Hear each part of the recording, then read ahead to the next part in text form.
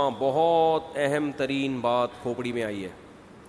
دیکھو نبی صلی اللہ علیہ وسلم نے فرمایا ایمان کا سب سے لاسٹ اور آخری درجہ ہے اماطۃ الاذی عن الطریق، راستے سے اذی کو ہٹانا.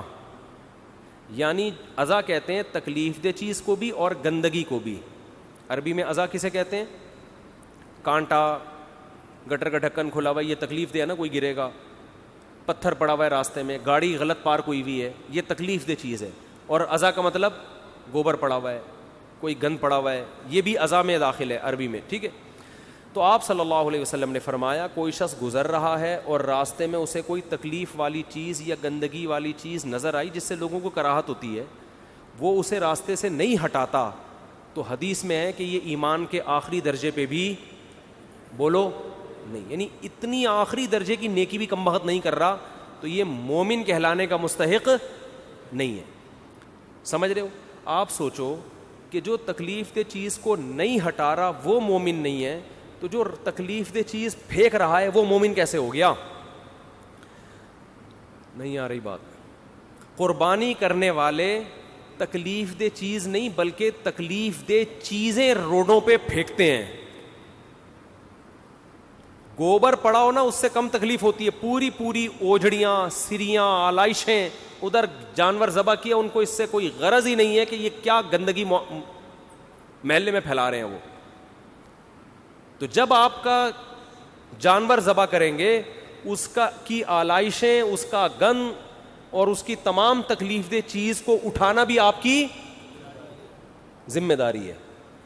جیسے قربانی نہ کرنے پر وعیدیں ہیں صاحب نصاب کے لیے، مالدار آدمی قربانی نہیں کرتا اس پہ وعیدیں ہیں، ایسے ہی اس گندگی کو نہ اٹھانے پر بھی کیا ہیں؟ وعیدیں، اور اس سے زیادہ شدید وعیدیں ہیں. ایک کانٹا پڑا ہوا وہ نہیں اٹھا رہے آپ، اور جو اٹھا نہیں رہا بلکہ الٹا کیا کر رہا ہے؟ پھینک رہا ہے.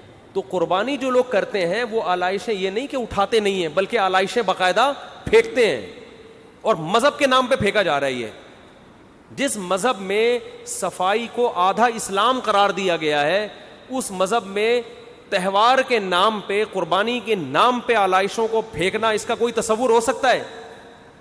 کیا ہو گیا بھائی؟ تو یہ بہت بڑا جرم ہے، اس سے آپ کا ثواب ضائع ہو سکتا ہے قربانی کا. تو اس لیے جب بھی جانور ذبح کرے اس کے خون کو ٹھکانے لگانے کا انتظام کریں.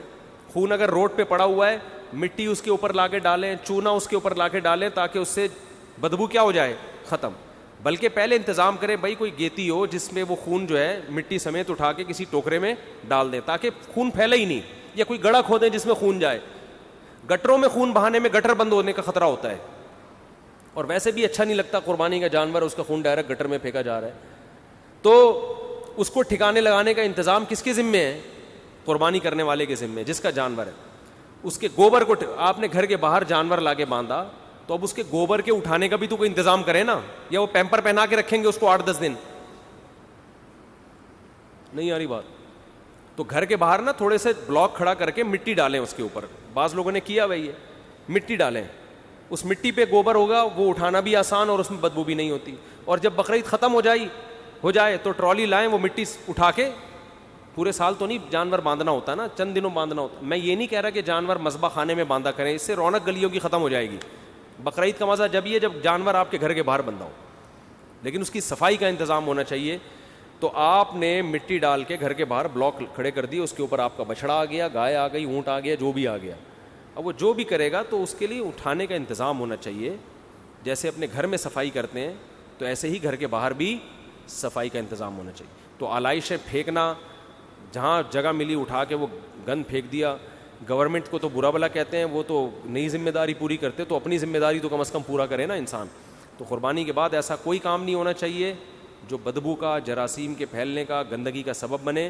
نبی صلی اللہ علیہ وسلم نے ایسے لوگوں کو ایمان کے آخری درجے سے بھی خارج کیا ہے.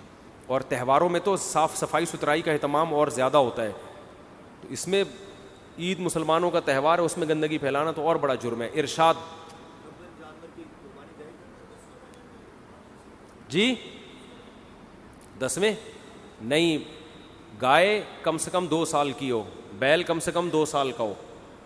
یعنی پچھلے سال بقرعید سے جو پہلی بقرعید گزری ہے اس سے پچھلے سال اس بقرعید سے پہلے پیدا ہو چکا وہ, اور بقرعید کے دن پیدا ہوا تو اگلے سے اگلے سال دوسرے دن بقرعید میں قربانی کر سکتے ہیں, سمجھتے ہو.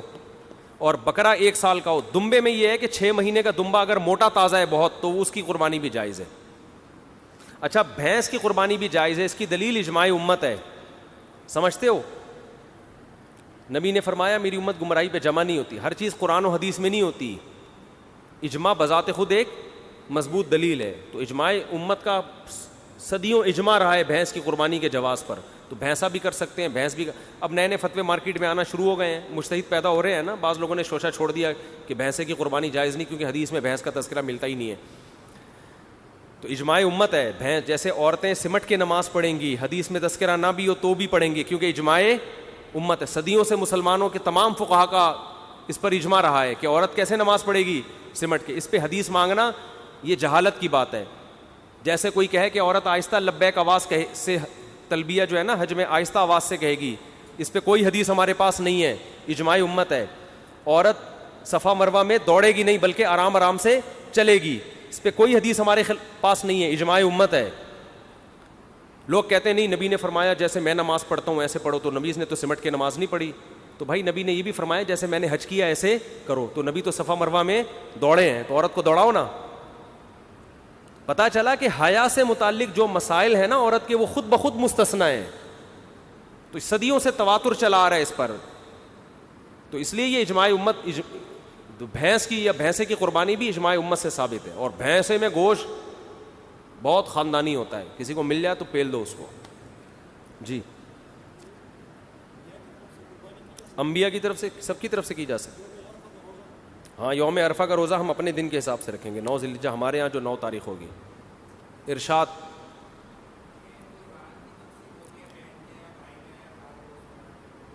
ران کی, ہاں بکرے کی ران ہے, کھاؤ جیسے مرضی کھاؤ. بکرے کی ران کھائیں, چانپیں کھائیں, کباب کھائیں, کوفتے کھائیں, جیسے آپ کو اچھا لگے کھا لیں. اور ایک اور مسئلہ کہ کون سے جانور, دیکھو جانور کے کان تھوڑے بہت کٹے ہوئے ہوں تو قربانی ہو جائے گی, آدھے سے زیادہ کان کٹا ہوا ہے تو قربانی نہیں ہوگی. سینگ کا مسئلہ بہت اہم ہے.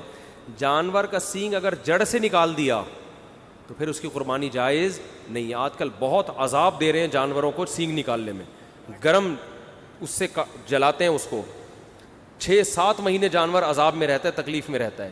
تو کچھ نہیں ہوتا, سینگ والا جانور کاٹ لیں, کوئی ٹینشن نہیں ہے. آپ کے بغیر سینگ کے جانور کی تلاش کی وجہ سے یہ بیوپاریوں نے جانوروں کو عذاب میں ڈالنا شروع کر دیا ہے. تو اگر جڑ سے کٹا ہوا نہیں ہے پھر تو قربانی جائز ہے. اور وہ اندازہ ایسے ہوگا, ہاتھ لگانے سے پتہ چل جاتا ہے کہ سینگ کا وجود ہے یا نہیں ہے. اگر جڑ سے نہیں کٹا ہوا ہوتا تو سینگ نظر آ رہا ہوتا ہے, وہ دوبارہ اگتا ہے. جڑ سے کٹ گیا تو دوبارہ نہیں اگتا. سمجھتے ہو کہ نہیں سمجھتے؟